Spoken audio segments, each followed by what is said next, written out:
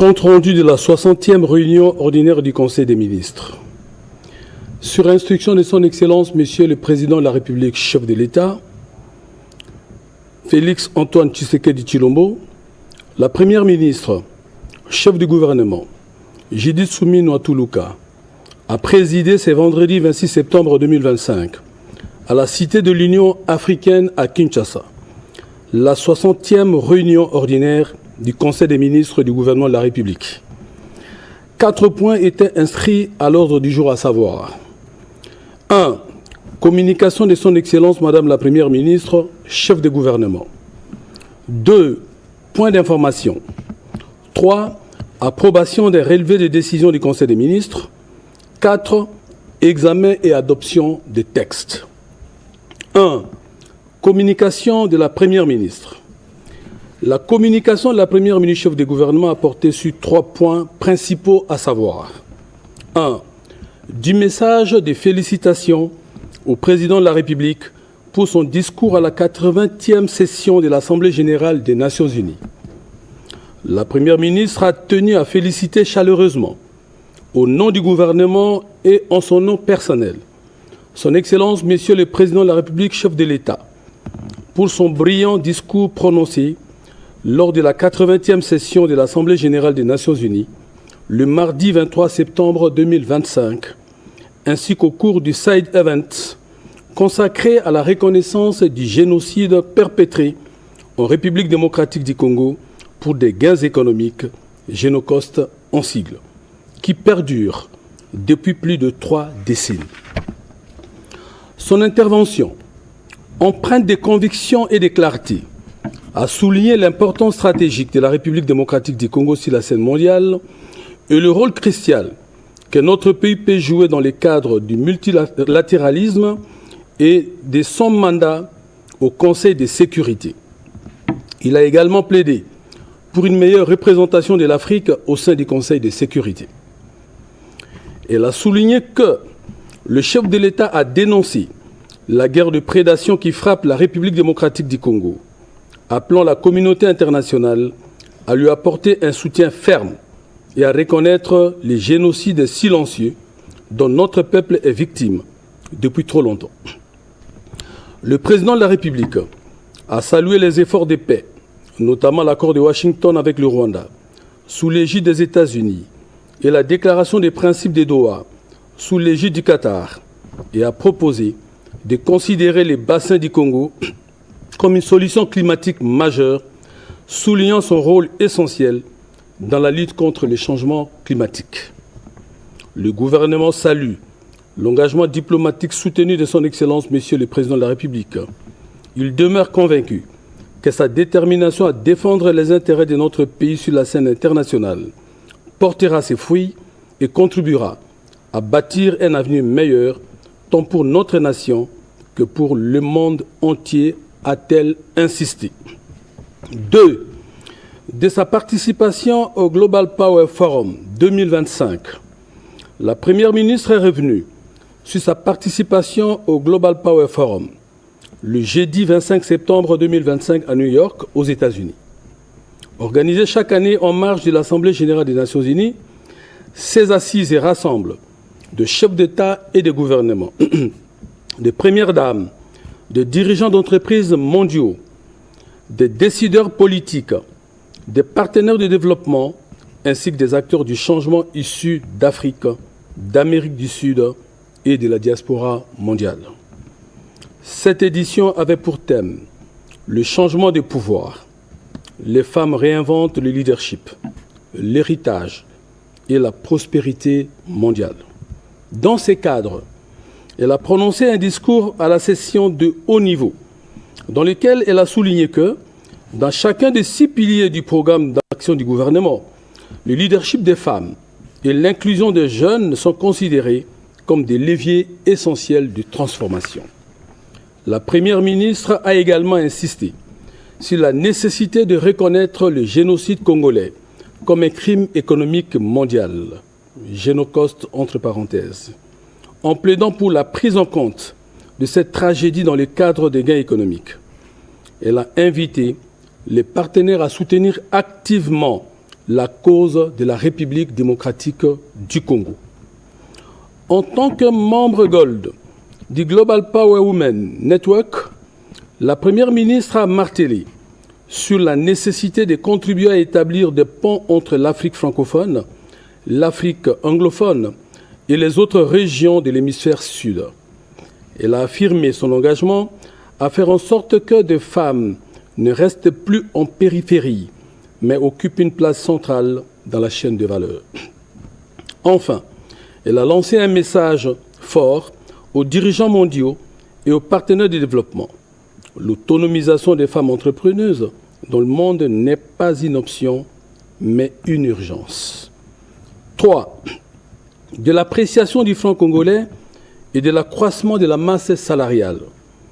La Première ministre a rappelé que le comité de conjoncture économique, réuni le 23 septembre sous sa présidence, a relevé 2 évolutions majeures. Primo, sur le plan de la stabilité macroéconomique, il s'est observé un recul de l'inflation et une appréciation du franc congolais sur les marchés d'échange. Cet ajustement devrait produire un effet positif en termes de maintien du pouvoir d'achat des populations. Toutefois, cette tendance pourrait réduire les recettes fiscales et creuser le déficit budgétaire. C'est pourquoi la Commission économie, finances et reconstruction du gouvernement a été instruite d'approfondir les options de resserrement budgétaire. Secondo, le comité a constaté une pression croissante de la masse salariale qui dépasse désormais la moitié des recettes courantes, avec comme conséquence la fragilisation de nos finances et la réduction de la capacité de l'État à investir dans les priorités de développement. C'est pourquoi, a-t-elle indiqué, le comité de conjoncture économique a décidé de faire du contrôle rigoureux des effectifs un axe central de discipline budgétaire, à travers la fusion et la poursuite sans interruption des opérations de contrôle menées par les ministères en charge, respectivement de la fonction publique et du budget. L'objectif est d'identifier les doublons, les sureffectifs et les avantages indus afin de les corriger. Une telle démarche permettra non seulement de maîtriser durablement la masse salariale, mais aussi de dégager des économies significatives pour réorienter les ressources publiques vers les priorités sociales afin de consolider les acquis sociaux et d'améliorer le bien-être de la population, a précisé la Première ministre. Pour la mise en œuvre des mesures susmentionnées, les ministres en charge de la fonction publique, du budget et des finances ont été instruits de l'application de ces dispositions et devraient en rendre compte dans le cadre des travaux sur la nouvelle politique salariale. 2 points d'information. 2.1. État et administration du territoire. Le vice-premier ministre, ministre de l'Intérieur, Sécurité, Décentralisation et Affaires coutumières, a présenté au Conseil le rapport sur l'État et l'administration du territoire national. Au cours de la semaine qui s'achève, l'état d'esprit de la population demeure calme et a été marqué notamment par l'intervention du président de la République à la tribune des Nations Unies, par laquelle il a fait un plaidoyer pour la reconnaissance du génocide congolais. L'appréciation de la monnaie nationale sur le marché d'échange. Dans un autre chapitre, il a fait état de la poursuite de la formation des cadres territoriaux et la vulgarisation des textes légaux sur les comités locaux de sécurité qui restent la stratégie adoptée pour impliquer la population dans la sécurisation à la base. Cette stratégie est accompagnée par les opérations de police dites Ndobo, dont les défis à relever font l'objet des réponses du gouvernement. Conformément à l'instruction du président de la République faite lors de la réunion du Conseil des ministres du 19 septembre 2025, relative au renforcement des effectifs de la police des circulations routières par les éléments des forces armées de la République démocratique du Congo, dans le but de résoudre les problèmes chroniques des embouteillages à Kinshasa, le vice-premier ministre, ministre de l'Intérieur, Sécurité, Décentralisation et Affaires coutumières, a tenu le mercredi 25 septembre 2025, à son cabinet, une réunion de travail avec les commandements de la police nationale congolaise. Il s'en était suivi une parade de briefing pour le déploiement effectif des unités mixtes dès ce lundi 29 septembre 2025. Par ailleurs, le vice-premier ministre, ministre de l'Intérieur, Sécurité, décentralisation et affaires coutumières, a fait le point de l'atelier de validation de la politique nationale de gestion des risques des catastrophes qui s'est tenu du 23 au 25 septembre 2025 à Kinshasa sous sa coordination. Il s'est agi donc de la mise en œuvre de la 8e de 12 mesures de la réforme engagée par la République à la suite des discussions avec les Fonds monétaires internationaux à travers son mécanisme d'appui budgétaire dénommé « Facilité pour la résilience et la durabilité ». À l'issue de leurs travaux, 3 résultats majeurs ont été obtenus. La validation de la politique nationale de gestion des risques et des catastrophes, l'adoption du projet de décret portant institutionnalisation de la dite politique devant être soumis au Conseil des ministres pour examen et adoption au plus tard fin octobre 2025. L'élaboration d'une feuille de route opérationnelle pour sa mise en œuvre. L'accompagnement du gouvernement a été sollicité pour la finalisation du processus d'adoption réglementaire de cette politique et pour sa mise en œuvre effective, conformément à nos engagements nationaux et internationaux. Le Conseil a pris acte de ces rapports. 2. Situation sécuritaire.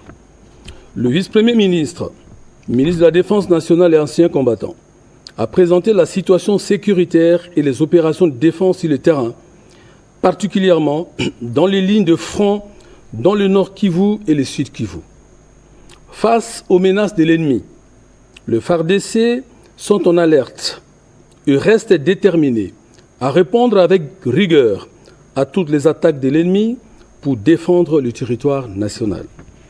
En ce qui concerne les opérations de traque contre les terroristes ADF, la pression militaire exercée par les FARDC, avec l'appui de l'armée ougandaise, a permis l'arrestation de 2 terroristes ADF, ainsi que les dépendants de l'un des leaders terroristes.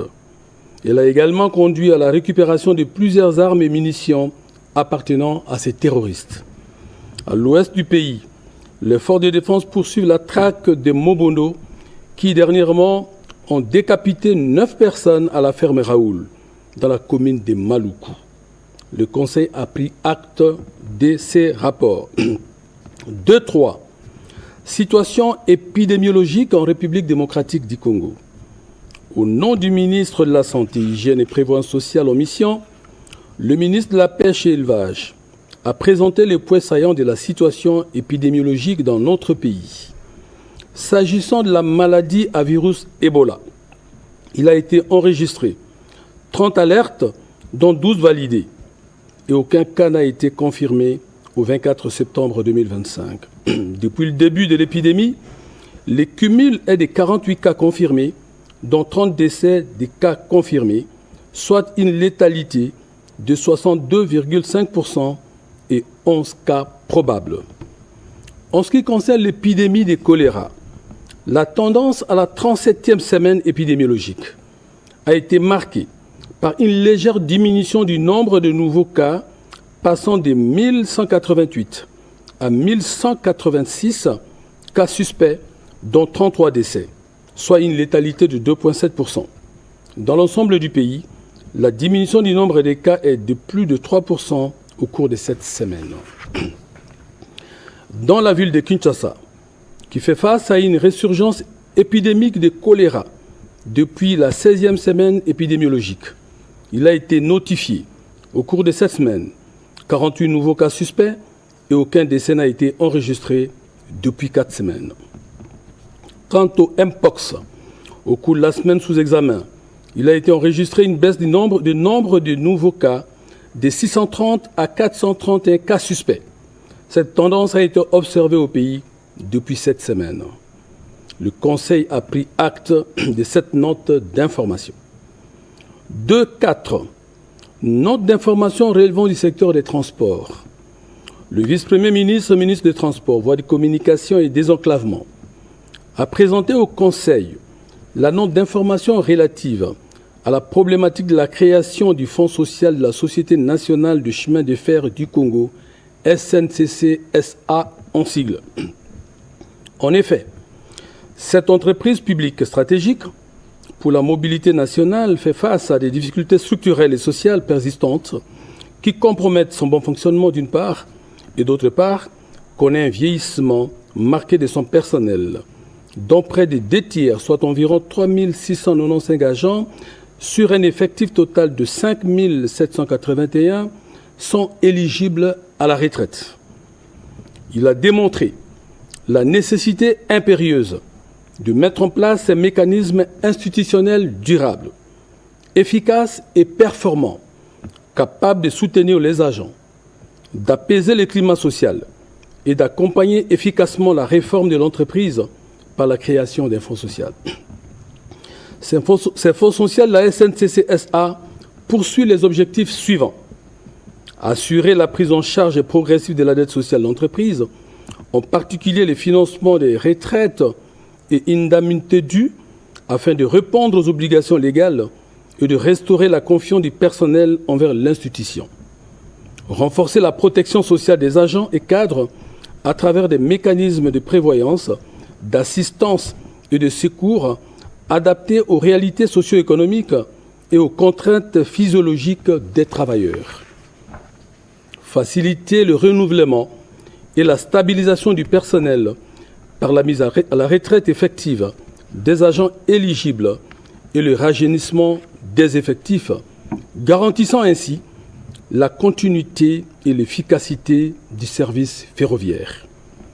En complément, la ministre du Portefeuille a soutenu cette démarche et a indiqué qu'à travers un plan de réforme structurant et la mise en place d'un mécanisme de suivi permanent, une solution globale de gestion de passifs sociaux des entreprises publiques du portefeuille de l'État pourrait être mise en place.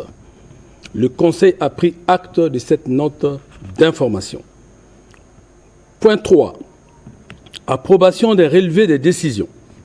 Les membres du Conseil ont approuvé le relevé des décisions prises lors de la 59e réunion ordinaire du Conseil des ministres du vendredi 19 septembre 2025. 4. Examen et adoption des 5 textes. 4.1. Projet de décret. Le vice-premier ministre, ministre des Transports, Voies des communications et désenclavement a soumis pour examen et délibération le projet de décret portant réglementation de l'importation de véhicules d'occasion en République démocratique du Congo. Ce texte s'inscrit dans le cadre de la mise en œuvre de la politique nationale de sécurité routière et conformément aux engagements internationaux souscrits par notre pays qui imposent la nécessité de réformer en profondeur la réglementation relative à l'importation des véhicules d'occasion. En effet, le parc automobile national, majoritairement composé de véhicules vétustes importés, constitue un facteur aggravant d'accidents, de circulation et de pollution environnementale, compromettant ainsi la sécurité routière, la santé publique et la qualité de vie des populations. Bien plus, la plupart des véhicules devenus vétustes ne disposent plus d'équipements de sécurité requis, d'où l'impérieuse nécessité d'organiser les secteurs des véhicules d'occasion et d'encadrer leur importation par un cadre réglementaire spécifique en vue notamment de garantir la sécurité routière et de préserver notre environnement et d'assurer la qualité du parc automobile national. Cette réforme s'inscrit dans la dynamique du plan national de sécurité routière en cours d'élaboration au niveau de son ministère, lequel s'articule avec la stratégie nationale de sécurité routière issue des travaux du plan directeur national intégré des transports. Après débat et délibération, le Conseil a adopté ces projets de décret. 4.2. Projet de loi de ratification. Le ministre d'État, ministre de la formation professionnelle, représentant le ministre d'État, ministre du Plan et de la coordination de l'aide au développement en mission, a soumis pour examen et délibération le projet de loi portant ratification de l'ordonnance loi numéro 25/041 du 8 juillet 2025, autorisant la ratification de la Charte africaine de la statistique.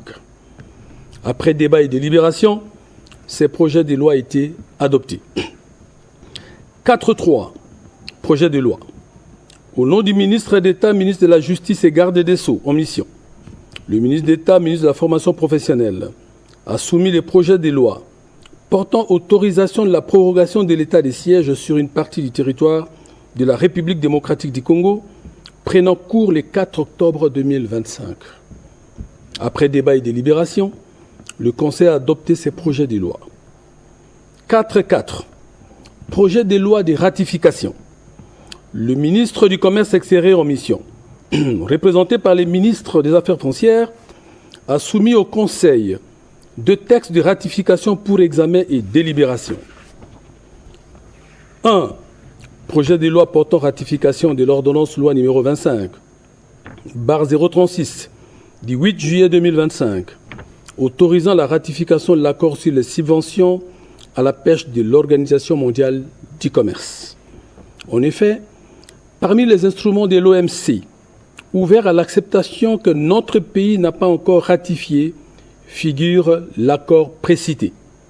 Ce texte va marquer une avancée significative de la République démocratique du Congo en matière de durabilité des océans.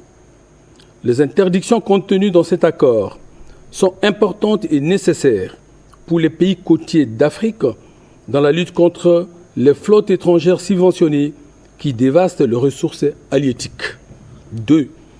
Projet de loi portant ratification de l'ordonnance loi numéro 25/037 du 8 juillet 2025, autorisant la ratification de l'accord sur la facilitation des échanges, AFE en sigle, de l'Organisation mondiale du commerce.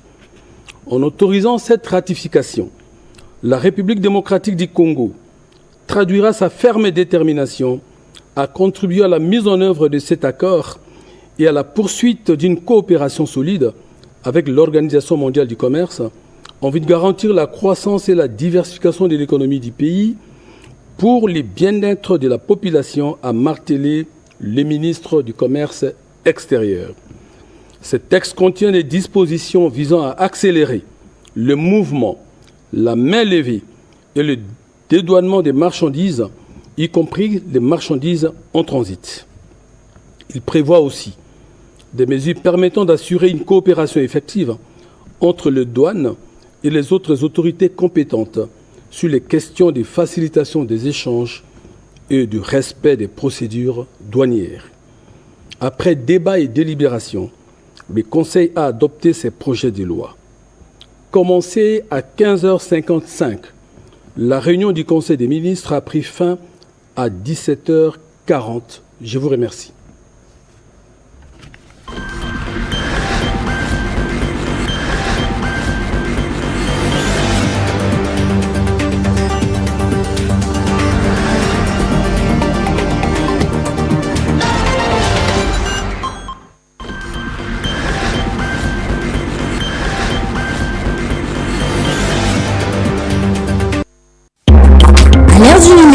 La communication demeure encore au centre de la vie. La radio-télévision nationale congolaise reste le vecteur